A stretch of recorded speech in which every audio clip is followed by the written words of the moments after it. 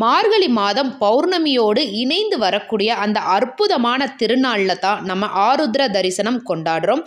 எப்படி விஷ்ணு பகவானுக்கு வைகுண்ட ஏகாதேசி பிரதானமாக கொண்டாடுறோமோ மார்கழி மாதத்தில், அதே மாதிரி மார்கழி மாதத்தில் வரக்கூடிய பௌர்ணமியில் சிவபெருமானுக்கு உரிய நட்சத்திரமான திருவாதுரை நட்சத்திரமும் இணைந்து வரக்கூடிய அந்த அற்புதமான நாளில் தான் நம்ம ஆருத்ர தரிசனம் கொண்டாடுறோம்.